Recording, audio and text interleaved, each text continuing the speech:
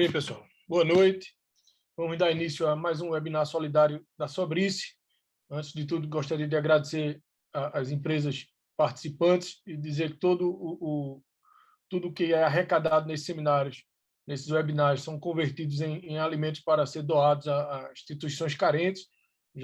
Rodamos várias cidades aí no Brasil, Recife, São Paulo, Belém, enfim, Rio de Janeiro, várias cidades, e a Sobrice continua mantendo esse programa para todos os sócios. Quem tiver interesse em organizar em sua cidade, será o maior prazer para a Sobrice. Aqui hoje nós discutiremos todas as etapas de aquisição de equipamentos ligados à radiologia intervencionista, desde o arco cirúrgico a equipamentos de hemodinâmica e tomógrafo, né? E para isso nós vamos contar com 2 engenheiros de formação. Eu vou apresentar inicialmente a Mauri. A Mauri Ferreira é diretor da área intervencionista para toda a América Latina, da GE, é engenheiro de formação e já está aí na parte de intervenção há quantos anos, Mauri? Diga aí para nós, por favor. São mais de 30 anos. Gustavo, desde a época de engenheiro de campo e depois já na área de gerência de gestão de produto. Então, são mais de 30 anos de experiência nessa área. Enfim, consegui trabalhar com boa parte desses equipamentos todos, de diagnóstico por imagem. E tem uma bagagem imensa. Mauri, a palavra é sua, por favor. Bem, pessoal, só complementando a apresentação, a Mauri Ferreira, eu sou engenheiro de formação, aí, com especialização em marketing também, hoje aí como diretor da GE para a América Latina da área de intervenção. Boas experiências aí de campo, experiência como produto, experiência em sala com os intervencionistas. Então, assim, ao longo desse período, tive a oportunidade de ver a evolução tecnológica, que foi fantástica, assim, desde a época que eu entrei como engenheiro de campo, ainda com os primeiros equipamentos de berço, se o Dr. Gustavo talvez nem recorde, que ele é mais jovem ainda, e aí depois já com os primeiros arcos, ou a mudança do desenho do produto já para arco, ainda com intensificador de imagem, mais na frente, no início da década do anos 2000, né, no início desse século, a inserção dos flat panels, os primeiros flat panels aí dedicados à cardiologia intervencionista, não fazia ainda a radiologia. A radiologia vem ali depois já para em 2004, 2005. Aí depois a gente já trazendo a tomografia para o ambiente da intervenção, que hoje já há algum tempo os equipamentos de intervenção fazem, que são Cone Beam CT. Então foram muitas mudanças, né, em 3 décadas, né, mudanças gigantescas, e que trouxeram benefícios enormes e propiciando que os intervencionistas hoje possam realizar procedimentos de altíssima complexidade, e muitos deles substituindo as cirurgias convencionais abertas, né, trazendo aí para o paciente uma outra opção de tratamento minimamente invasivo, com maior segurança, né, e assertividade por conta da própria experiência do intervencionista e a própria sua capacitação, né, porque requer muito treinamento, e a tecnologia permitindo, e as empresas de dispositivo trazendo os dispositivos de última geração para que os intervencionistas possam trazer a solução para o paciente tanto espera. Então, vai ser uma conversa bem bacana aqui. Acho que aproveitem todos, façam as perguntas, a gente vai ter uma belíssima discussão. Vamos utilizar essas perguntas de vocês para a gente abrir e trazer essa experiência nossa para todos vocês. E quero super agradecer a Sobrice pelo convite, e aproveito aqui para passar a bola para o Paulo Lima, da Equipa Care, que vai se apresentar e vai trazer também, acho que o outro lado, né? O lado da consultoria, na especialização em engenharia, para dar todo o subsídio para que vocês possam, no final, fazer a melhor escolha, né? Porque a gente tem diferentes players no mercado hoje, desenvolvendo produtos de altíssima tecnologia e com excelente qualidade. Então, esse trabalho de consultoria feito pela equipa Care, ela ajuda e muito, né, para as melhores escolhas dentro da capacidade de investimento de cada um. Paulo, fique à vontade. Exatamente. Muito obrigado, Amari. É exatamente isso, né? Hoje as empresas, a gente tem uma infinidade de equipamentos. Dentro desses equipamentos a gente tem algumas marcas. A gente tem uma infinidade de recursos e de software para cada equipamento, então acaba ficando um pouco muita coisa para se ver. Então é exatamente isso que a gente vai abordar hoje na apresentação, quais que são os principais pontos para a gente não esquecer durante um processo de compra e durante um processo de implementação desses equipamentos. Então, a gente vai desde a infraestrutura, o processo de especificação, de compra, de negociação, de análise de contrato, até depois da compra, quais que são as etapas. Tá? Eu vou compartilhar a tela com vocês já. Só um momento.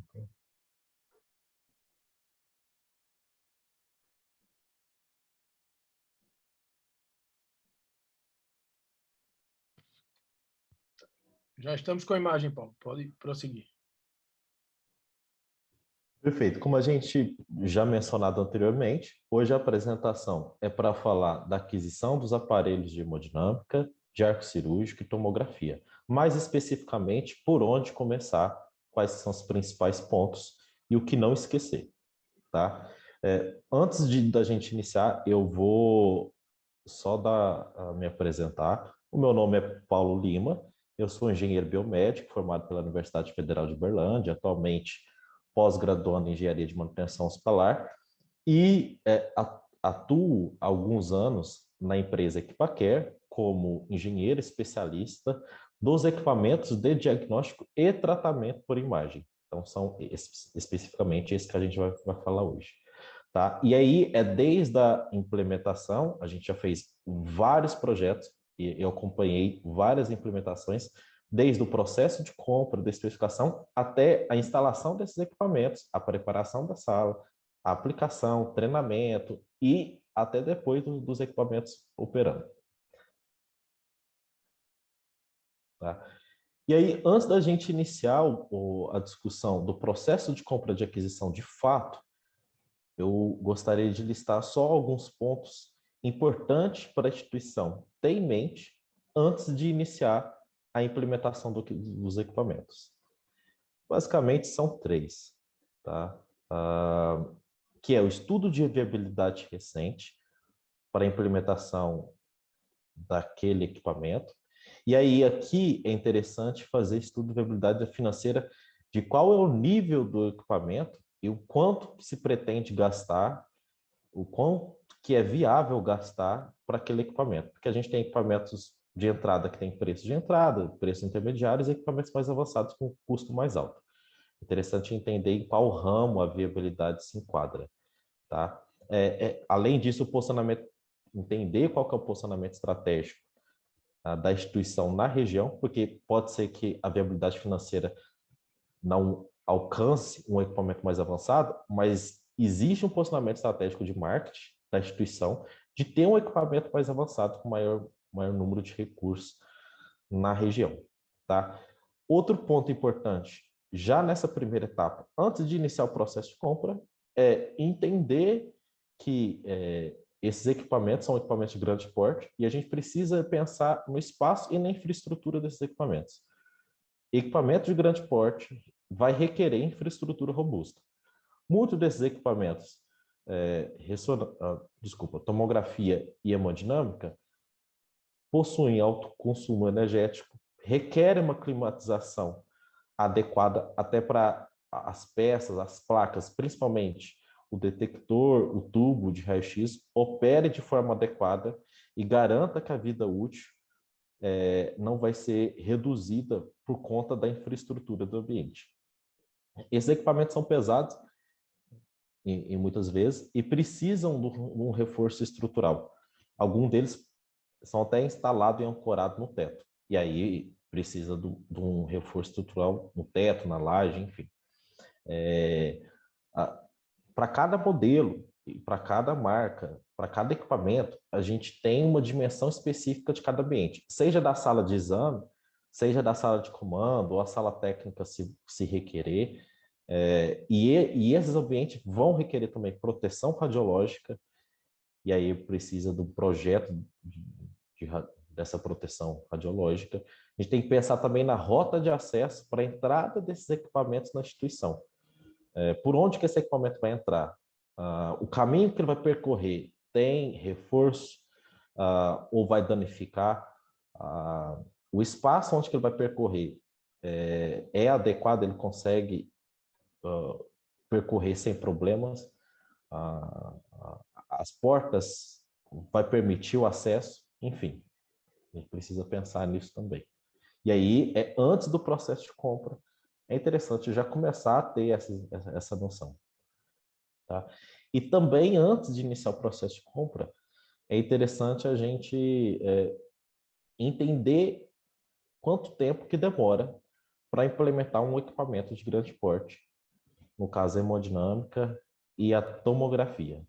Muitas das vezes a gente recebe uma demanda, isso é com frequência, que a instituição quer implementar em um certo período, alguns meses, por exemplo. Mas cada processo e cada etapa demanda um tempo. Por exemplo, a definição dos recursos, que é triagem, enfim, especificar o equipamento, a gente pode colocar aí um tempo em uma semana, que pode envolver a conversa e alinhamento com a equipe clínica. Solicitação de proposta para os fornecedores pode levar de 2 semanas, até porque os fornecedores vão levar esse processo, esse projeto interno, e a elaboração da proposta passa por vários setores internos aos fornecedores. Tá? A análise do material depois das propostas elaboradas, também a gente estima 1 semana. A definição dos finalistas e a negociação, 2 semanas, porque normalmente as empresas, os fornecedores vão querer retomar internamente a proposta para buscar aprovação de preço, enfim, e isso pode levar um tempo. Elaboração do contrato de compra e de assistência técnica também, 2 semanas, porque cada nova versão requer uma análise do jurídico, enfim, de ambas as partes, e aí essa análise pode demandar um tempo também. O período de fato de fabricação do equipamento, que pode ser de 3 a 4 meses, e aí, claro que pode ter um alinhamento entre a instituição e o fornecedor de algum equipamento fora da curva que esteja em estoque, mas padrão é esse período para fabricação. E aí, enquanto está fabricando o equipamento, é óbvio, a instituição vai fazer a preparação e as adequações do ambiente para receber esse equipamento e possibilitar a instalação. E aí, depois, de fato, que o equipamento chegou, a gente tem a instalação mecânica, que pode demorar, dependendo do modelo, dependendo do equipamento, de 2 semanas. E aí, depois, a gente tem instalação eletrônica do equipamento, porque a instalação mecânica é encaixar as peças, a eletrônica é colocar para funcionar. E aí, a gente estima também 1 semana. A aplicação do equipamento, ou seja, o treinamento, as calibrações, podem, e normalmente são de 1 semana também. Então, se a gente somar todos esses períodos estimados, a gente pode chegar facilmente a 6 meses do processo de compra, de fabricação, de entrega, de instalação desse equipamento. Tá? Bem, e agora, entendendo esses pontos antes da compra, eu acho que o primeiro passo é especificar o equipamento que melhor se adequa às necessidades da instituição. E aí eu trouxe algumas informações de cada modalidade, e aí a gente vai falar primeiramente da tomografia, o que é interessante a gente pensar para especificar um equipamento. Tá? Bem, hoje dentro do portfólio das empresas,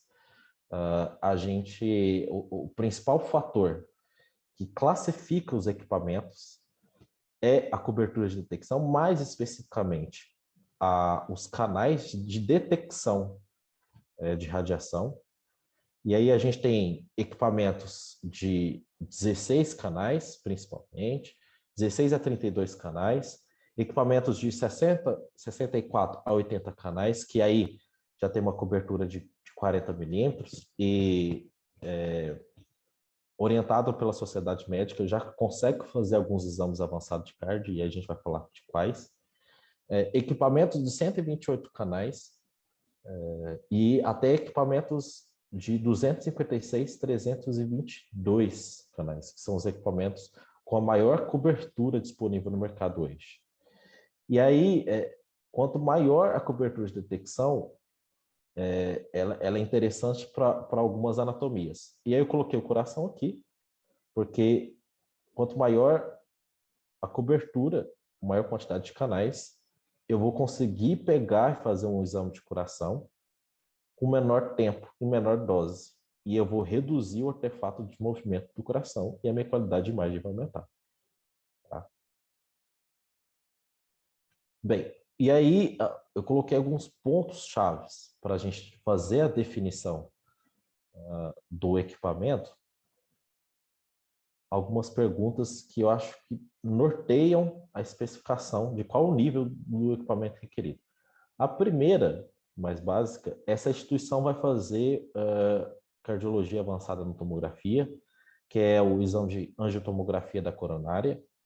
Se sim, é orientado pela sociedade médica que o equipamento seja de pelo menos 64/80 canais, ou seja, a cobertura seja de pelo menos 40 milímetros para cima.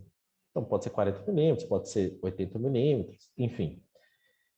E aí, o tempo de rotação do tubo também tem que ser de pelo menos 0,35 segundos para conseguir reduzir o artefato de movimento do coração.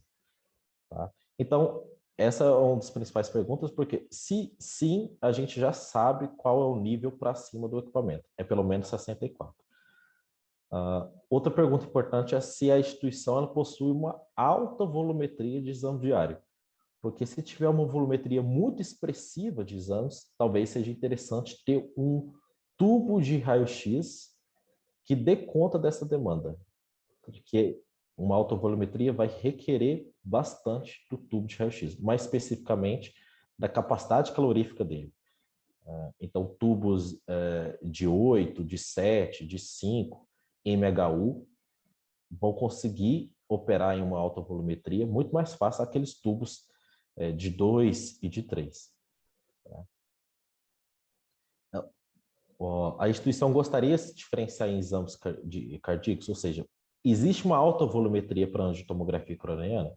Às vezes a instituição quer ser referência em cardiologia, na tomografia, e aí é importante entender que talvez seja interessante um equipamento realmente de 128, de 320 canais, por conta dessa diferenciação. E, de novo, eu coloquei essa questão aqui, que a instituição pretende ter um posicionamento estratégico na região, posicionamento de marketing. Às vezes não tem volumetria para angiotomografia da coronária, às vezes não tem alta volumetria, mas ela quer um posicionamento de marketing na região, e aí é interessante ter, mesmo que não haja demanda, um equipamento mais avançado. A empresa e a instituição eles vai fazer o compartilhamento com planejamento de radioterapia.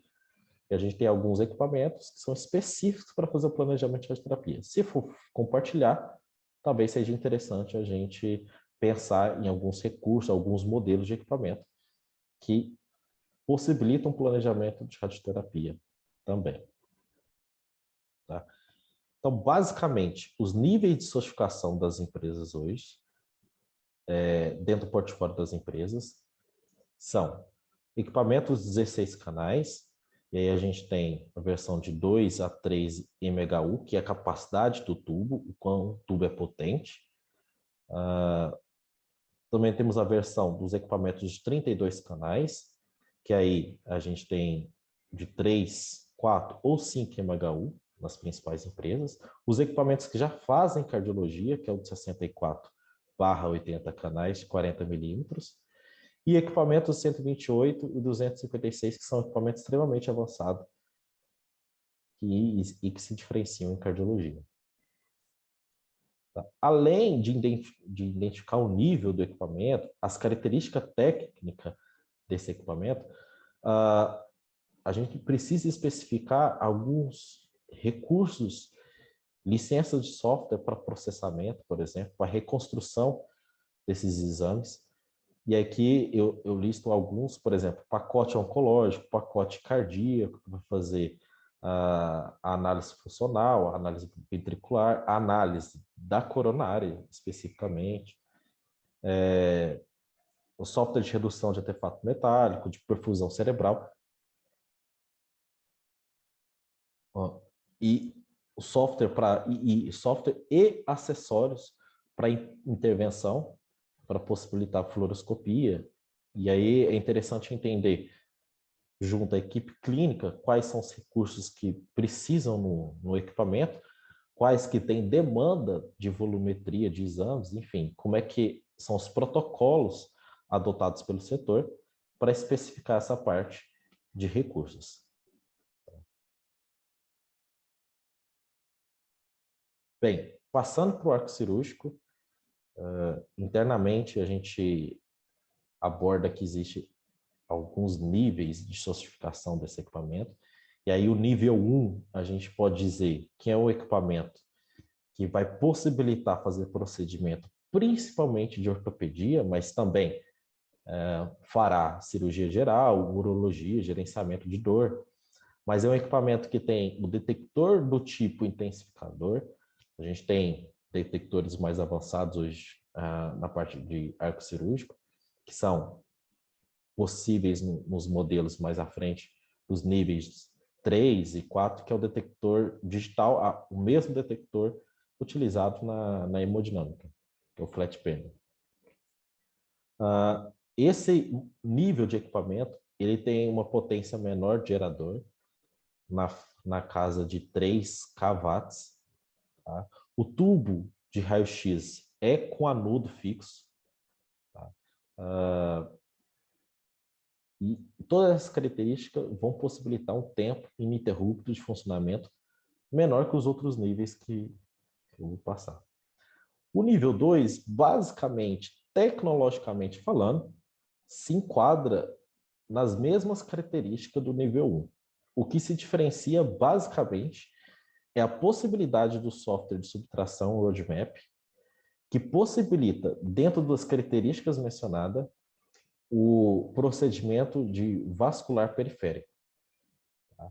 Mas, se a instituição precisar fazer com o arco alguns recursos avançados, principalmente cirurgia endovascular, a gente já precisa ter um salto de tecnologia.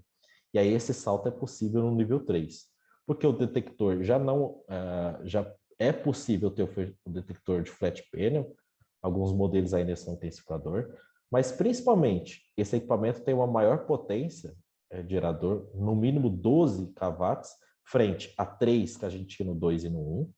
O tubo de raio-x já possui anodo giratório, e aí a minha capacidade calorífica do tubo é muito maior, o que vai me possibilitar um tempo ininterrupto de fluoroscopia muito maior também.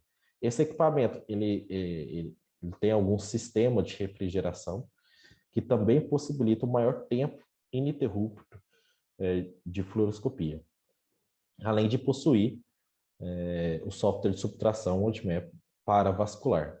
E aí aqui não só periférico, mas vascular em geral. O nível 4 é um equipamento, a gente coloca internamente, que é o equipamento de arco cirúrgico, que possibilita a aquisição de imagem 3D das estruturas. Então, tecnicamente, as características tecnológicas do nível 4 são muito parecidas que a gente tem no nível 3. É um equipamento avançado, só que ele possibilita ter aquisição 3D das estruturas. Tá? Especificamente para cirurgia de coluna, onde eu preciso conferir o posicionamento de broca, dos parafusos depois do procedimento, para garantir uma evolução do paciente adequada. Tá? No entanto, é um equipamento muito pouco difundido, não só no Brasil, mas no mundo, porque a viabilidade financeira, os equipamentos disponíveis no mercado não, não são tão difundidos. Tá? O equipamento é caro, não temos muita opção no mercado, e acaba sendo um nível menos utilizado entre todos que a gente abordou. Bem, para finalizar a definição de equipamentos e as características técnicas que a gente precisa especificar, vou passar pelo aparelho de hemodinâmica, que basicamente a gente precisa entender, num primeiro momento, quais que são as especialidades cirúrgicas, as especialidades que o equipamento vai precisar abranger.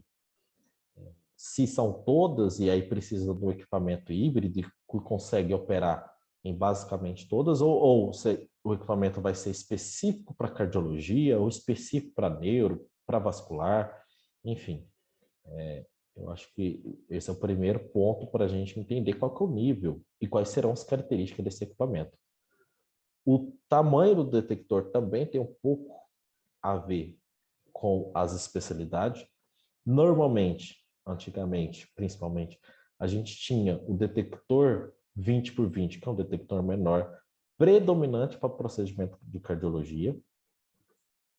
Detector intermediário de 30 por 30 seria para plataformas mais híbridas, por exemplo, a cardioneurologia, e detectores maiores eram predominantes principalmente para vascular, para a região processamento vascular, principalmente periférico.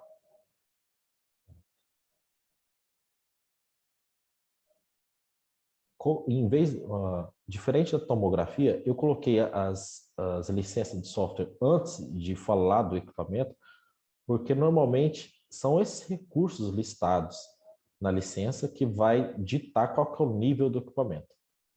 Se a gente precisar de recursos avançados no equipamento, normalmente a gente já está ditando que o equipamento ele precisa ser avançado, recursos de software. Eu até destaquei o software de WorldMap 3D, porque normalmente esse software é possível em equipamentos mais avançados. Os equipamentos de entrada não são compatíveis com esse recurso. E dentre outros também, mais avançados. Então, acho que a primeira pergunta é as especialidades, o tamanho do detector e os recursos que o equipamento vai precisar. Outras definições para essa modalidade de equipamento é os acessórios e a forma que o equipamento vai ser disponibilizado. Por exemplo, o arco ele vai ser ancorado no teto ou no chão. Isso é interessante para a gente especificar no momento da compra, mas também para a gente pensar até na infraestrutura e na adequação que a gente precisa fazer no ambiente. Tá? Normalmente, o arco de teto ele dá uma maior versatilidade à sala, o acesso em caso de emergência ao paciente fica facilitado porque o afastamento do arco é melhor. A limpeza da sala também é facilitada com arco ancorado no teto. Tá? Outra definição interessante nesse ponto é os monitores da sala de exames. A gente tem a opção de monitores independentes, e aí eu especifico 4, 3, enfim, o número de monitor. Um vai ser colocado no outro, ao lado do outro, ou o monitor único, independente, que vai possibilitar eu dar zoom, enfim, disponibilizar o tamanho da imagem mais personalizado para o médico que vai estar atuando. No entanto, os monitores independentes têm a vantagem de, se um der defeito, eu tenho os outros como plano de contingência. Tá? Outra definição para a especificação de compra são os acessórios para a modalidade hemodinâmica. A gente tem alguma infinidade, como suporte cabeça, apoio, proteção radiológica, seja a inferior, que é acoplada à mesa, ou seja, a superior, foco cirúrgico, no break, enfim. A gente precisa especificar todos esses acessórios no momento da compra também. Bem, a partir do momento que a gente identificou o nível do equipamento, quais são os recursos que a gente vai precisar, a gente inicia o processo de compra de fato. Envia essas informações para o mercado vai elaborar a proposta, elaborar as informações internamente e vai disponibilizar essas propostas para a instituição. E aí a gente inicia o processo de análise técnica e financeira e os pareceres das informações recebidas. E aí eu acho que o primeiro ponto, a partir do momento que a gente está em mãos com essas informações, é equalização, tanto do nível do equipamento quanto dos recursos. E aí aqui não tem muito segredo, a gente precisa conhecer a tecnologia, e aí a conversa e a confiança com os fornecedores tem que ser elaborada, porque a gente precisa saber se a marca A ela ofertou um equipamento que é o mesmo nível da marca B, que é o mesmo nível de equipamento requerido. E aí, eu até extrapolo para os recursos. A marca A, B, C, D, enfim, ofertaram os recursos que foram solicitados? Por que essa preocupação? Porque pode ser que a marca A esteja com valor muito mais atrativo, mas não incluiu os recursos necessários, os recursos solicitados, está com o equipamento extremamente pelado, e aí realmente vai ficar mais barato, ou ofertou um equipamento que não está no mesmo nível requerido, não está no mesmo nível do restante das marcas. Então, o primeiro passo seria a equalização, tanto do nível do equipamento, e aí os modelos, enfim, as características técnicas, quanto dos recursos. Ofertaram a mesma quantidade de software, a workstation e os acessórios, para a gente estar comparando banana com banana. Tá? E aí, outro ponto importante é o comparativo técnico das características desses equipamentos, onde que a gente vai colocar um do lado do outro para verificar qual que se diferencia na potência, no tubo, no detector, nas características técnicas do hardware mesmo, da tecnologia desse equipamento.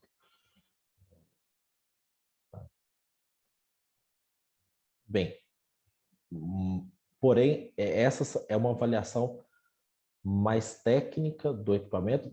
A gente não pode esquecer da avaliação financeira. Acho que a escolha do equipamento internamente na Equipaquer, a gente sempre diz que é uma escolha multidisciplinar. Envolve tanto a parte técnica, a engenharia, a parte clínica, do médico, da equipe que vai atuar no serviço, mas também da parte financeira. Tá? E aí é interessante não avaliar apenas o valor de aquisição desses equipamentos, mas o custo desse equipamento ao decorrer do tempo. E aí a gente leva em consideração, para fazer esse cálculo, que a gente chama internamente de TCO, o período de 10 anos, onde a gente vai colocar o valor de aquisição desse equipamento, o valor de manutenção, de reposição de peças, de consumo elétrico, enfim, de outras informações. Porque pode ser que a marca X tem o equipamento mais barato, só que em 10 anos ela vai ter um equipamento muito mais caro. Porque tem uma manutenção mais cara, tem uma reposição de peças mais cara, enfim, não possui cobertura para algumas peças dentro do contrato básico, consumo energético é maior. Enfim, é interessante a gente ter esse olhar financeiro ao decorrer do tempo também. Tá? Bem, no momento que foi feita a avaliação, essa análise que a gente acabou de passar, com toda essa metodologia, a gente consegue tomar a decisão de quais serão os finalistas. Quais empresas eu vou, de fato, negociar para a compra do equipamento. E aí, esse é o último momento para negociar e para conversar, não só sobre o valor de aquisição, mas também do prazo de entrega, da forma de pagamento, do período de garantia, do contrato de assistência técnica com peças, sem peças, com cobertura total, parcial, personalizada, enfim, dos insumos e consumíveis, do frete, da instalação, do treinamento. E aí, é interessante, e na Equipacar a gente sempre orienta a passar um checklist com todos esses pontos. Não concentrar só no valor. E o momento que foi definido, após a negociação, qual que será o parceiro fornecedor da instituição, a gente já tem um vencedor, e esse vencedor vai elaborar um contrato de compra e venda e de assistência técnica, e esse contrato ele precisa ser minuciosamente analisado, para garantir que o que foi solicitado, negociado, está sendo ofertado para o cliente e está sendo registrado em contrato. Então, por exemplo, o modelo e a versão do equipamento considerado é o mesmo negociado e solicitado, o período de treinamento é o mesmo negociado e solicitado, prazo de entrega e garantia está de acordo com o que foi negociado, os recursos, softwares, acessórios, todos estão inclusos. E aí aqui é um ponto bastante importante, porque os processos de negociação, os processos de elaboração de contrato, eles internamente nas empresas fornecedoras passam por uma infinidade de setores, uma infinidade de aprovação, e pode ser que por algum descuido a empresa tenha deixado passar e perdido algum recurso, algum software. Isso é muito comum nos documentos que a gente recebe para analisar, os processos que a gente acompanha. Então, muito importante olhar para o contrato de forma minuciosa e principalmente os recursos solicitados, para garantir que o equipamento vai chegar, que vai ser instalado, que vai estar disponível para a equipe operar, estejam com todos os recursos solicitados. Tá? Se a forma de pagamento está de acordo com a negociação, se a garantia de peças é pro rata ou integral, e aí que é interessante entender que determinados fornecedores, determinados modelos de equipamento, a garantia de peças, de algumas peças estratégicas, principalmente tubo de raio-x e alguns detector de radiação, que são peças mais caras, alguns fornecedores colocam a garantia pro rata. Então, a garantia ela vai ser total proporcionalmente à utilização. Então, se utilizou tanto daquela peça, a partir dali você pode pagar, em caso de dano ou de defeito, um proporcional, mesmo que não tenha cumprido os 12 meses de garantia do equipamento. Então, a gente sempre pede, negocia que a peça seja com garantia integral, independente da utilização que eu tive, no período de 12 meses, de 24 meses, enfim, o período de garantia de fato. A assistência técnica é interessante já negociar e já levar em consideração desde o início do processo da especificação até na análise do contrato. E aí, na assistência técnica, os principais pontos para avaliação do contrato é a cobertura de peças, se está sendo coberto de forma adequada, garantia uptime, se o contrato permitir, reajuste, seja IPCA ou IGPM, o período do reajuste é interessante olhar também. O tempo de atendimento, seja ele remoto ou presencial, é interessante ter no contrato para aquela instituição.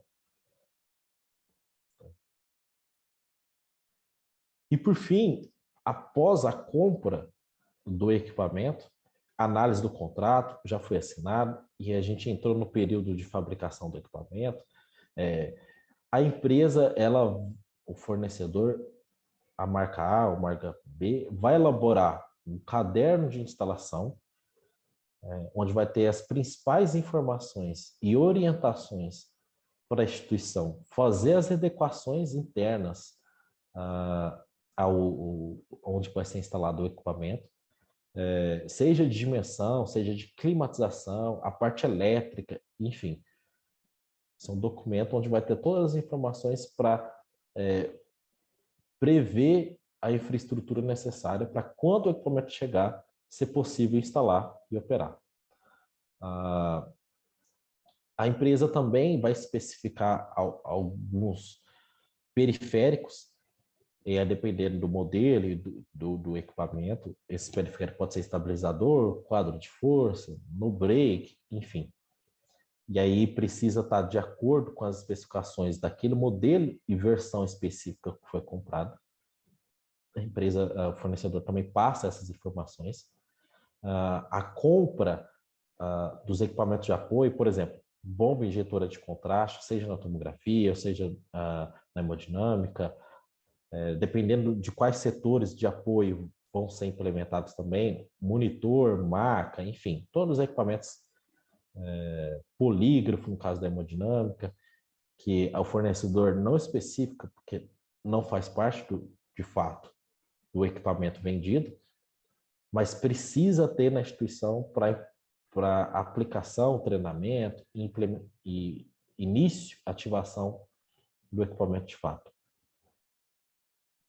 Realização de fato da preparação dos ambientes, de acordo com o projeto de site prep, ou seja, de acordo com o caderno de instalação, definição da rota de acesso, e aqui a gente volta a falar que, nesse momento, precisa ter uma rota de acesso para a passagem do equipamento, para colocar o equipamento na sala onde vai ser instalada, a entrega do equipamento de fato. É interessante entender que se precisar ancorar, se o equipamento for no pavimento, segundo pavimento, terceiro pavimento, precisar ancorar, o cliente vai ter que estudar a viabilidade, enfim, junto ao fornecedor. E, caso necessário, o equipamento ou parte do equipamento nas caixas precisar ser armazenado, alguns equipamentos, alguns modelos requerem um armazenamento com uma infraestrutura adequada, seja climatização, seja fora de poeira, enfim, para garantir que, quando o equipamento for instalado, ele realmente foi armazenado corretamente e esteja operando. Tá? Instalação do equipamento, seja a parte mecânica, a parte eletrônica, e aí o cronograma dessa instalação. Pode ser que uma equipe do fornecedor faça a parte mecânica e outra equipe do fornecedor faça a parte eletrônica. E aí tem que casar exatamente com a disponibilidade da obra, com a disponibilidade dos profissionais, com o cronograma de ativação e de inauguração do hospital. E, de fato, a aplicação, treinamento, que aí a gente precisa de uma agenda com o paciente, com os equipamentos de apoio para fazer o treinamento adequado.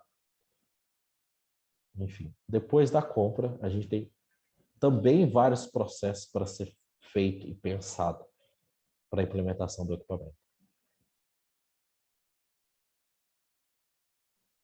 Bem, pessoal, esses eram os principais pontos que eu queria tratar com vocês, que eu queria passar. E agora eu acho que a gente abre para as dúvidas que algum de vocês talvez tenham tido. Excelente, Paulo. Excelente.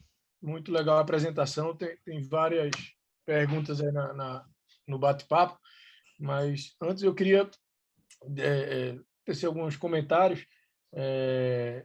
Que o nosso modelo de funcionamento, né, no Brasil, então, se um colega ou um serviço tem um arco, como você mostrou ali, um nível 1 ou 2, nível 1 nem subtração tem, não é isso?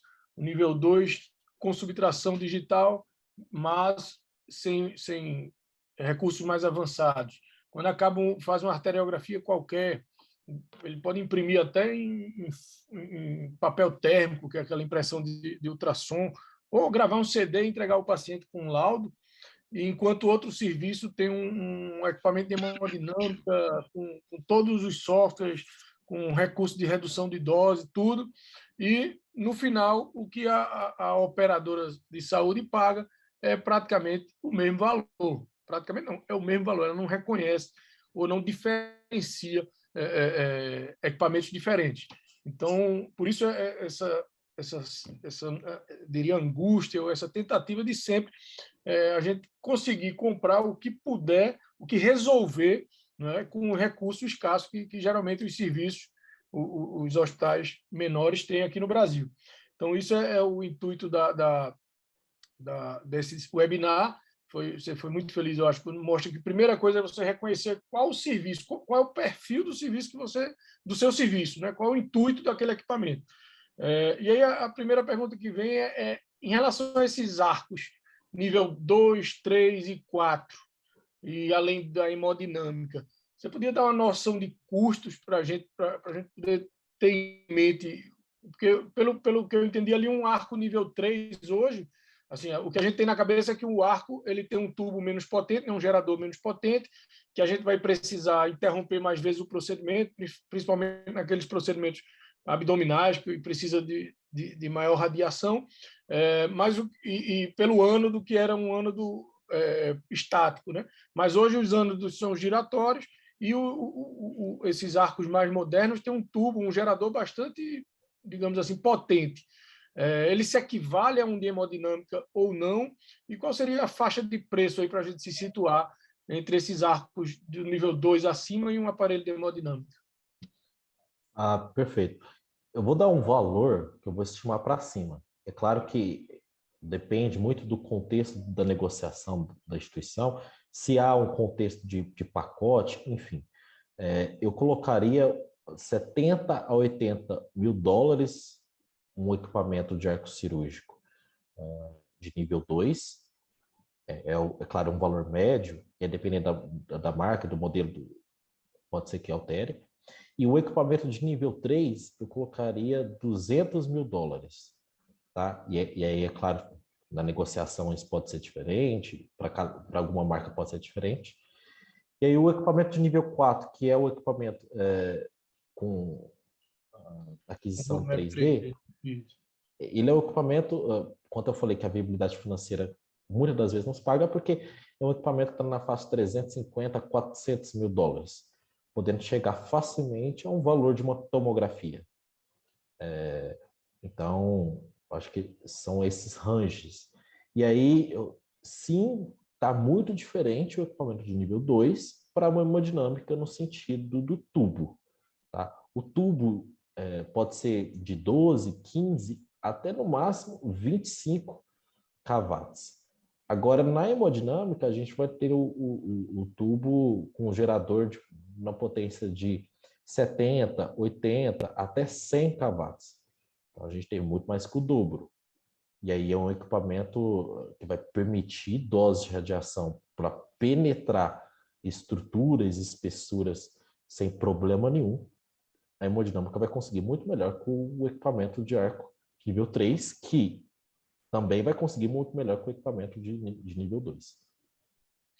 Paulo, e esse custo, esses preços, é sem a mesa. Você ainda tem que comprar a mesa por fora, é isso? No caso da hemodinâmica, a gente tem a mesa. Não, eu digo nos arcos. Seja Isso, sem até a nível mesa. 4 é sem a mesa, né? Então, por exemplo, o nível 4 que você falou, em torno de 350, 400 mil dólares, e ainda vai ter que comprar uma mesa específica, né? Uma mesa... Exatamente, é só o equipamento. Perfeito. Surgiu aqui uma pergunta sobre no-break. Eu queria antes tirar uma dúvida técnica. O no-break que eu já fui apresentado e que a gente dispõe nos serviços é para workstation. Existe no-break para equipamento de hemodinâmica? Vale a pena esse custo, Amaury e Paulo? Existe no-break para o equipamento, e aí é um no-break muito mais potente, que ele vai precisar abranger todas as características elétricas do equipamento. Só que a gente já fez alguns estudos, algumas experimentações no no-break, acaba muitas das vezes não ter a viabilidade financeira, porque é um no-break extremamente caro, a gente requer um espaço muito específico e robusto no hospital para colocar esse no-break, e o no-break ele requer uma manutenção muito robusta na operacionalidade. E o tempo de troca das baterias ele também ele é um período curto. Então, para colocar no break, a instituição tem que ter certeza que é viável, enfim, precisa mesmo, porque tem alguns pontos que a gente de atenção. Bom ponto aí, boa, excelente pergunta, Gustavo. Assim, olhando para o Brasil, a gente não é comum a solicitação de no break. Hoje, para os equipamentos de grande porte, a gente tem no break parcial, que ele suporta te permitir a fazer fluoroscopia durante um certo período de tempo, aí, em média 10 minutos. Então, assim, analisando a necessidade do break, eu vejo dois lados, né? Um lado é alta complexidade de procedimentos, né? Por exemplo, se você está fazendo neurointervenção, utilizando um coil ou um diversor de fluxo, apaga tudo, não é bom, né? Você sabe que não é bom. Tem um risco, um risco elevadíssimo. Então, aí a pergunta é, até que ponto vale a pena? O evento pode ser um só em 10 anos, uma falta de energia que não estava prevista. Mas qual é o custo para o paciente, para a minha equipe, de sucesso ou não, por conta, talvez, aí vamos arredondar aqui, $50 mil. Quanto vale, né? Quanto vai valer isso? Então, assim, é um custo para você, no momento de ter oportunidade, você falar, puta, eu tenho isso aqui. É igual você, vamos dizer, é igual o plano de saúde. Eu tenho plano de saúde, eu não tenho, né? Ou eu tenho seguro do carro, eu não tenho, né? Na hora que eu preciso, eu não vou ter. Então, são duas coisas. Primeiro, analisar aquela região. A região onde eu vou operar, né? A infraestrutura da energia elétrica, ela é boa, ela é estável. Então, qual é o risco que eu tenho aqui de ter advento de falta de energia? Porque ainda que o hospital tenha um gerador, quando faltar energia, vai apagar tudo. E aí você tem um tempo de reinicialização do sistema, mas pode ser na hora que você está injetando uma cola. E aí, você ficou no escuro, você não está vendo nada. Você vai fazer alguma manobra ali para assim, tentar recuperar, mas pode ser que não tenha oportunidade, não tenha chance. Então, assim, então a questão no break eu tenho uma energia elétrica de qualidade, sim ou não, e qual é a complexidade dos procedimentos que eu vou fazer. Se a complexidade ela não é tão alta assim, então eu posso colocar na balança e falar, não vou comprar porque não cabe no meu bolso, eu tenho uma complexidade média para baixa e eu vou ter que correr esse risco. Ou eu tenho uma instituição tão grande que eu não posso correr esse risco. Qualquer coisa que aconteça para minha instituição vai abalar muito a minha marca. Então, acho que a decisão é por aí. Mas no final do dia, assim, todos nós aqui estamos buscando segurança para o paciente, né? Perfeito. Então, no break é uma segurança. Claro, no final a gente bota na balança custo-benefício, né? Mas ninguém quer ter um evento desse. Você, como radiologista intervencionista, não quer ficar no escuro no momento, em nenhum momento, né? Sem dúvida nenhuma. Ô, Amaury e Paulo, uma pergunta. Existe, assim, comprei um equipamento, pode ser um tomógrafo, um hemodinâmico. Existe um período que o fabricante é obrigado a manter aquelas peças em produção, assim, reposição de peças? Existe isso? É uma lei ou isso depende de cada fabricante? Assim, um equipamento novo, eu tenho que ter peças de reposição por no mínimo 10 anos? Tem algo nesse sentido? Paulo, tu poderia encerrar o compartilhamento da tela para a gente poder ver todos, por favor? Vou encerrar aqui.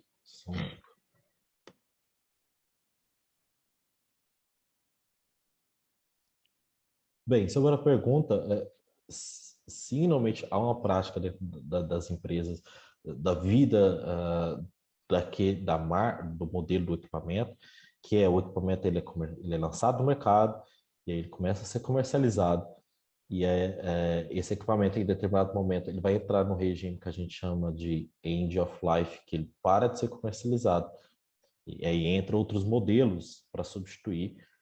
No entanto, nesse período de end of life, o equipamento ele ainda possibilita contrato de manutenção e disponibilização de peças para aquele modelo, mas em determinado momento o equipamento ele vai entrar no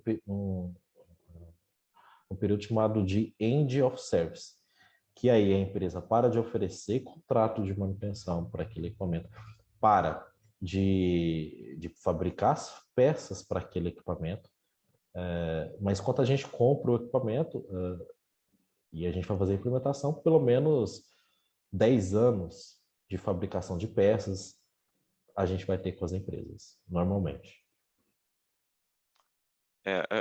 O Gustavo até fez a pergunta se existe alguma lei definindo isso. Na prática, não. Na verdade, isso acaba sendo uma prática da indústria de um modo geral, né? A partir do momento que ela para de fabricar, manter peças, em média, durante 10 anos. Mas ainda olhando do lado de cá, do lado da indústria, o que a gente vê, por exemplo, às vezes um equipamento de grande porte, a gente sim consegue manter esse período de 10 anos a partir do momento que ele produziu o último equipamento, mas outros itens a gente não necessariamente consegue manter, por exemplo, estação de trabalho, workstation, que é basicamente uma torre de computador com hardware próprio, e nem sempre aquele fornecedor ele continua fabricando aquele item. Por exemplo, se você utiliza uma torre da Dell, por exemplo, a Dell não a indústria de saúde é mais uma indústria que ela vende. Então ela não mantém aquele item por tanto tempo. Às vezes o período dela é mais 1 ano, é mais 2 anos, porque acaba sendo um item da área de informática, ainda que uma tecnologia bastante avançada, mas o foco dela não é a indústria de saúde, né? É a indústria de varejo de um modo geral. Então, aí nós da indústria de saúde, nós temos essa dificuldade com equipamentos da linha de computadores, né? Com workstation de modo geral, e aquilo que a gente desenvolveu, que é a nossa produção, a gente sim consegue estender. Alguns componentes a gente não consegue, e a gente acaba dando um end of life que para o mercado ele aparece como precoce, né? E exatamente a gente cai nessa armadilha da indústria de comoditização de um modo geral. Mas essa é a prática no mercado, 10 anos, o que o Paulo falou da questão do end of service life, a gente sempre faz essa comunicação aos nossos clientes para que eles possam tomar as ações necessárias e fazer uma nova análise de viabilidade até da possibilidade de troca daquele equipamento. Tá? Maravilha. Temos algumas perguntas aqui. O Alan Gurgel, nosso colega lá de Foz, pergunta qual o volume de exames ou ticket médio para tornar um equipamento nível 3 ou 4 ou mesmo hemodinâmica viável. Acho que isso depende muito da região, dos acordos, se vai trabalhar com SUS ou não. É uma resposta difícil, Alan, porque isso varia demais de lugar para lugar e do tipo de convênio. Né? No SUS, hoje, eu diria que pode fazer quanto você quiser, que é inviável um equipamento fixo de hemodinâmica trabalhar na tabela SUS para radiologia intervencionista. Então, a nossa tabela é a mesma desde 2005, não houve nenhuma mudança de valor, de custo dos dispositivos, né? E aí, por outro lado, ainda se proibiu a reutilização de material, que era uma prática normal até 15 anos atrás. Né? Então, tornou inviável na radiologia intervencionista. A cardiologia é um pouco diferente, porque houve realmente um barateamento grande dos estentes coronários nesses últimos 10, 15 anos e inverteu. Aí o stent no SUS ele é pago independente se você usa um stent intracraniano, carota, ilíaca ou coronária. O valor é o mesmo, como todos devem saber. Então, é uma pergunta muito difícil da gente responder da viabilidade sem saber qual a realidade do serviço. O colega de Campo Grande, o Tiago Nunes, pergunta num equipamento de entrada ali, de 16 canais de tomografia. É possível adquirir fluoro-CT? Assim, ele já tem o equipamento, pelo que eu estou entendendo, em 16 canais. Ele gostaria de saber se é compatível, se você pode adquirir o software e precisa também da tela adicional dentro da sala, né? É possível? Vocês sabem responder? Normalmente, os equipamentos 16 canais, eles possibilitam esse recurso. E aí é interessante entender se a versão que ele possui na instituição é compatível. Normalmente é sim, tá? Mas eu sugeriria consultar o fabricante. Exatamente. Tem um outro comentário aqui, a Mauri e Paulo, sobre esses monitores. Então, hoje a gente vê umas salas de monitores de 60, 70 polegadas. A gente teve uma experiência com um deles que quando quebrou no serviço que a gente trabalha, a reposição, o custo é uma coisa incrível de caro.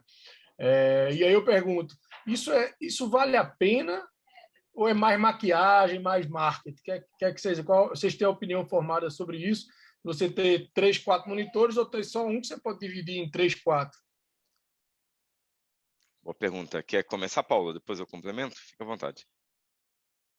Tá bom. Dentro dos vários projetos que a gente já atuou na Equipaquer, a gente participou de alguns projetos que era primordial um equipamento com esse monitor único maior. E aí o médico e a instituição, o serviço, solicitou porque ele conseguia personalizar o tamanho da imagem da forma que ele precisava durante o procedimento, o que não era possível nos equipamentos menores independentes. Tá? E aí, mas aí a instituição tinha viabilidade financeira, sabia dos custos que iam acarretar esse equipamento, esse item, e resolveu bancar. Mas tem algumas instituições que, mesmo entendendo os benefícios, não parte por conta da viabilidade financeira mesmo. Porque realmente a diferença de custo entre um monitores independente para um monitor maior, ela realmente é muito expressiva. Perfeito. Bem, a questão dos monitores que a gente chama de Large Display Monitor, né, são monitores de tela grande, tipicamente no mercado aí, hoje os fabricantes estão entre 55 e 58, alguns outros até 60 polegadas. Na prática, sim, eles são caros, e aí a gente faz a comparação com o nosso home theater, né, nas TVs aí que estão na moda, que a gente compra, traz para casa de 65, 70 polegadas, que você vai ali na internet e compra por $4.000, ou R$4.000 e R$5.000, não dá para comparar, porque aí a gente está falando de monitor de padrão médico, que segue uma ISO, que é 13485, então, seguindo todos os parâmetros de requerimento para especificação do grau médico, né, de exigência médica, e tipicamente esses monitores, eles têm um sistema eletrônico de gerenciamento que não é só a tela, né? A tela é o que está para você dentro da sala, mas lá fora, dentro da sala de armários eletrônicos, tem todo um hardware específico para fazer o gerenciamento. E hoje em dia, muitas salas de hemodinâmica, principalmente a cardiologia, mas a radiologia também, vem trabalhando com diferentes dispositivos, como o polígrafo já se tem há muito tempo, mas a gente tem, para hemodinâmica, você tem o IVUS, para radiologia também pode usar o IVUS, então você tem OCT, você tem N outros equipamentos que você também precisa ter imagem, né? Então, você e ter um cockpit, né? Vamos dizer assim, que é aquele monitor de tela grande, onde você concentra tudo, ele não só traz conforto, mas traz segurança, né? E melhoria de workflow para o operador que está ali, que ele tem que focar no paciente, né? Especificamente ali, que ele está com o catéter na mão, tem a tela para olhar onde ele está tudo concentrado. Ele não dá para ficar virando a cabeça de um lado para o outro, para ficar desfocando e perdendo a atenção de onde ele tem que estar com mais atenção. E é rapidamente que ele possa chavear essas imagens na tela e trazer tela, às vezes, a imagem até de ultrassom também, né, convencional, ou eco, e te permitir fazer essa gerenciamento de imagens de uma forma muito fácil. Outra, né, tem uma vantagem que algumas empresas têm, nem todas as empresas têm, que você tem capacidade de fazer o zoom eletrônico. E o zoom eletrônico ele te traz um benefício de dose. Porque se você num sistema convencional, como é que você faz para aumentar a imagem na tela? Como é que você faria, Gustavo, para aumentar a imagem da tela? O que você vai fazer? Vai usar magnificação, que vai Ex aumentar a dose focal mais ou menos. exatamente. Quando você faz a magnificação, você praticamente dobra a dose. Com um zoom 2 vezes, nem todas as empresas têm esse recurso, algumas poucas têm. Vou te falar que a minha tem. Você aperta o zoom, ele te amplia a imagem sem dobrar a dose.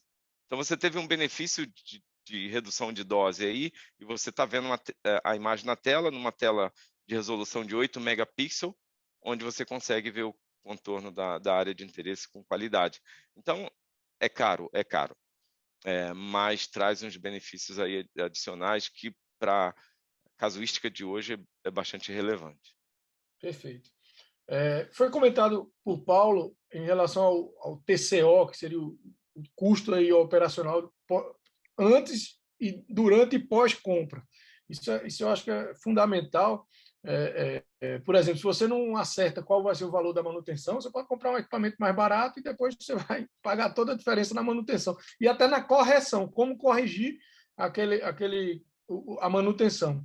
Então, o colega aqui, o Fernando Meira, pergunta como o comprador, como o adquirente, pode conseguir mensurar esses índices de TCO na falta de informações fidedignas que, como ele diz, que acontece aqui no Brasil. E também aproveitando isso, eu queria ouvir de Amaury, é muito comum a gente, assim, na compra de equipamentos, a gente colocar vários softwares e aí na negociação até termina com todos os softwares disponíveis. O equipamento é instalado, é feito o primeiro treinamento, para falar em português, dos técnicos. Depois é feito um treinamento avançado ali de 2, 3 dias. Muitas vezes não consegue o paciente que você queria aprender a fazer aquele detalhe. E depois muitas vezes a gente perde e fica sem usar o que a máquina tem para oferecer. Então, eu queria saber se existe algum treinamento continuado ou alguma assistência continuada para treinar esses técnicos, esses tecnólogos, que eles precisam conhecer isso também, senão a gente não vai. Quem manuseia os equipamentos, quem está ali do nosso lado são eles. E, às vezes, eles podem não ter tido o treinamento adequado ou entraram até na empresa depois que o equipamento já foi comprado, nem participaram do treinamento. Eu queria saber como adquirir essas informações de TCO por Paulo, se são confiáveis, o que é fornecido pela empresa, e do Amaury, se não existe ou se poderia ser feito um programa de educação continuado para os técnicos e tecnólogos.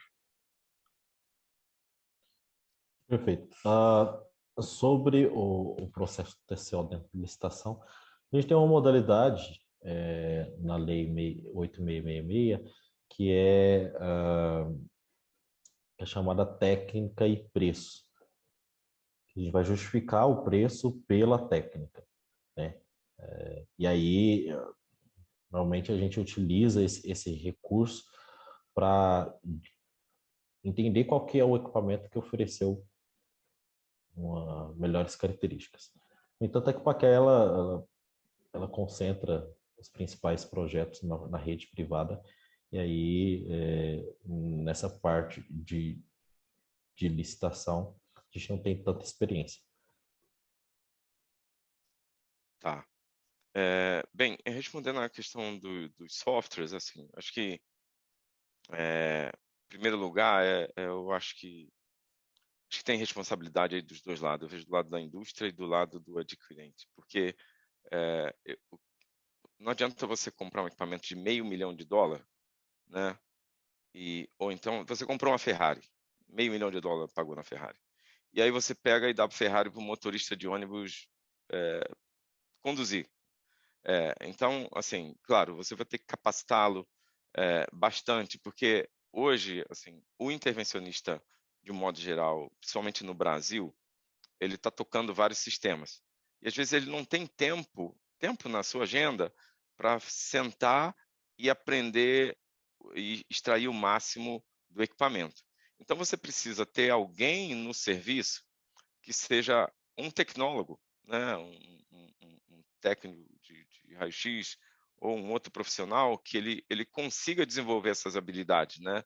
Para que para que ele consiga extrair o máximo e para que aqueles diferentes usuários que estão circulando no serviço, que acontece, alguns serviços têm um grupo mais frequente, mas tem serviços que rodam mais, para que aquele tecnólogo possa entregar para o operador, que eu chamo do intervencionista, o melhor. Então, assim, é importante no momento a gente define equipamento, mas quem vai operar, e aí eu estou falando do tecnólogo, não do intervencionista, seja uma pessoa que tenha a capacidade de aprender bem, extrair tudo do time de aplicação, do time de treinamento e conseguir entregar para o intervencionista o melhor. Aí, entrando do lado da indústria, a indústria normalmente ela tem tipicamente 2 fases de capacitação, né? Uma capacitação inicial, que é para operações básicas, e uma capacitação em seguida, alguns meses à frente, tipicamente, né? Para tirar dúvidas e entrar um pouco mais na parte avançada. Não necessariamente isso funciona sempre, porque às vezes no meio do caminho a equipe pode ter mudado, né? Você pode ter um turnover aí de troca de pessoal. Mas a indústria ela vem se preocupando exatamente por conta dessa complexidade, novos softwares, estação de trabalho que vem adquirindo todos aqueles recursos que tinham com ressonância, com tomografia, vieram para a área de intervenção. Então, há uma preocupação do lado da indústria criar um modelo de educação continuada. A indústria ainda não tem a capacidade para fazer isso para todo mundo, porque a indústria também observou que muitos pedem todos os softwares, mas na hora de utilizar usam 2, 3 só. E isso custa, né? Isso custa dinheiro você colocar mais gente para capacitar. E que no final do dia, nem sempre o cliente final vai utilizar. Então, a equação não está simples de resolver, sendo muito franco. A indústria está tendo que fazer escolhas, né? Dela sim, ela tem um profissional para fazer essa educação continuada, mas ela está sendo um pouco cirúrgica, né? Eu acho que o modelo melhor é encontrar replicadores de utilização, que a gente possa ter replicadores em algumas regiões que possam replicar do fabricante A, B ou C a uma melhor utilização dessa tecnologia. Mas sim, hoje já é disponibilizado esse tipo de educação continuada. Perfeito. Tem mais alguns comentários aqui.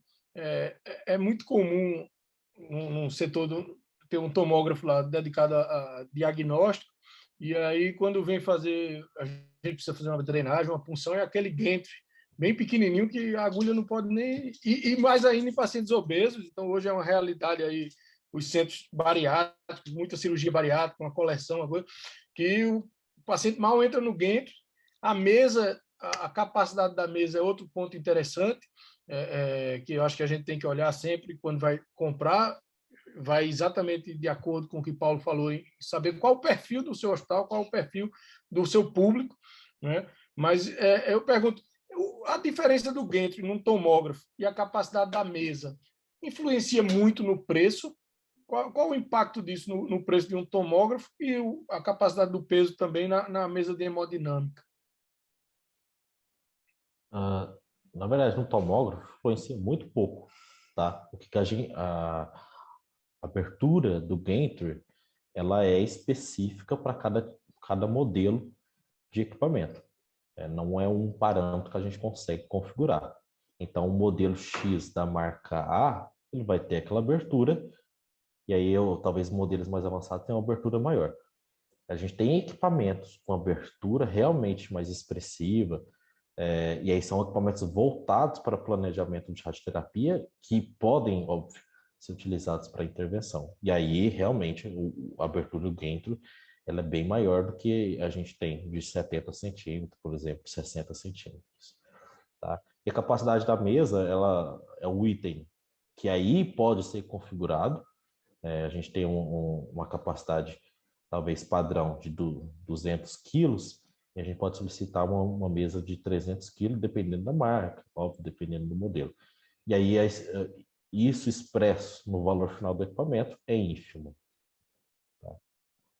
Exato, exatamente o que o Paulo falou. Para a intervenção, você alterar o modelo da mesa, assim, para a mesa que suporte um paciente mais obeso, em torno de 2% do valor total, no máximo, que vai acrescentar. Então, se é um centro que tem cirurgia bariátrica, a gente tem que sempre lembrar disso, né? Acho que vale a pena diante do ínfimo aumento. A gente está precisando, vamos encerrar aí às 8h30, mas eu queria ainda levantar um último tema: aparelhos usados. Como é o mercado de equipamentos já utilizados, tanto de terceiros quanto da própria fabricante? Qual a opinião de vocês sobre isso? Vale a pena essa economia? Vale a pena pelo menos cotar esse mercado para arcos, tomógrafos e hemodinâmica? Amaury, vou falar um pouco e depois você complementa. Claro. Na verdade, eu acho que o principal ponto que eu levantaria é esses equipamentos, antes deles serem adquiridos, antes deles serem instalados e implementados, precisa de uma avaliação do fornecedor.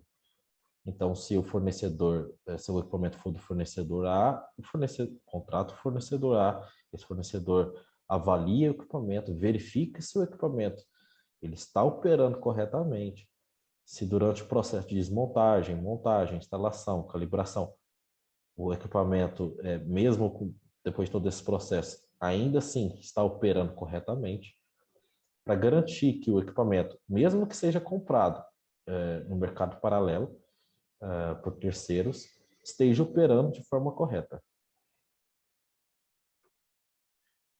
Exatamente. Assim, existe uma norma da RDC que regulamenta esse mercado de usado, ou pelo menos tenta normatizar, né? Ou seja, foi o que o Paulo falou. O ideal é que a compra do mercado de equipamento usado tenha sofrido uma revisão do fabricante, até para garantir um bom funcionamento desse equipamento.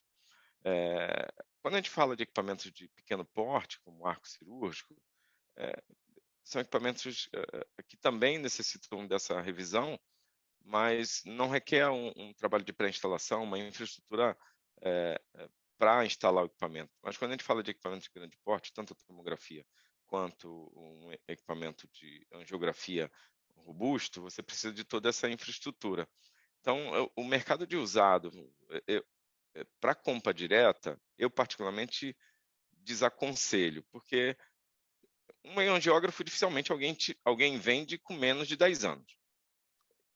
É raro você ver isso. Alguém vender com menos de 10 anos. Então, se você vai comprar um equipamento com 10 anos de uso, a chance dele já ser um equipamento end of life é alta. Tá bom, aí eu vou comprar um equipamento de 10 anos de uso, vou tomar como referência 10 anos, sei lá, vou pagar $50 mil. Aí você paga lá $50 mil, você vai fazer toda a tua obra para receber equipamento, vai gastar mais alguns $1.000, e aí quando você tira... O financiamento não é o mesmo, né? O financiamento não é o mesmo, você pode até tirar do bolso e pagar. Vou pagar os $50 mil, vou cotizar aqui com meus sócios, vamos pagar. Aí você traz. O equipamento estava funcionando do outro lado porque você viu, estava operando, estava em uso e tal. Só quando você desinstala lá um equipamento com 10 anos e vai instalar aqui, é uma incógnita completa. Você não sabe se o tubo ainda vai funcionar, se o detetor ainda vai funcionar. Você pode dar sorte, plugou, funcionou, ok, rodou. Mas pode chegar do outro lado e falar, queimou o tubo. Aí vai mais $80 mil. Mas aí queimou o tubo, aí queimou uma placa do computador, vai mais não sei quanto. Então, aí tem um risco alto.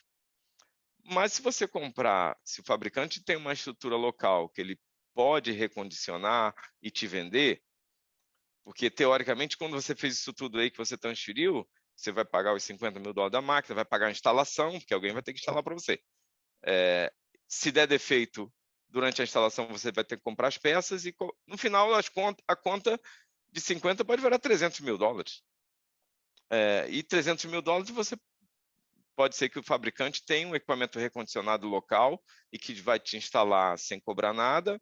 Na verdade, está incluso, vai te dar a garantia de 1 ano e você ainda tem aquela garantia aí. O fabricante me dá mais 10 anos de garantia de peça, 5 anos, 8 anos, o que seja. Então, pode dar certo, mas pode dar muito errado. É uma aposta.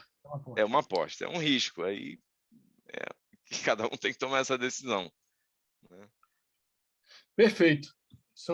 A gente tem pouco mais de 1 minuto.